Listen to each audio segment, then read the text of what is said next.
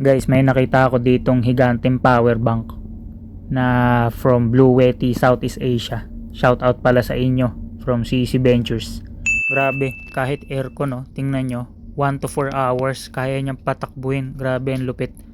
Tinitingnan ko yung Blue Yeti, yung itsura niya kapag may solar panel. And then yan naman yung itsura niya kapag sa harap. Sa ibang website ko tiningnan. May mga na full time camper na si Boy First Time na sinusuportahan siya ng Blue Yeti at makikita nyo na ginagamit niya yan sa camping sa pagbaban life niya as a full time camper. Hindi pa nagbo-boom ang camping community sa Pilipinas till nung nag-pandemic. Gumagamit na talaga ako ng solar genset sa bahay at meron akong solar panel na ginagamit sa camping. Kung makikita niyo yan sa aking vlogs. Kaya kung mapapansin nyo, I'm very interested magkaroon ng Blue Yeti AC200 Max in the future. Kaya Blue Yeti Southeast Asia, baka naman.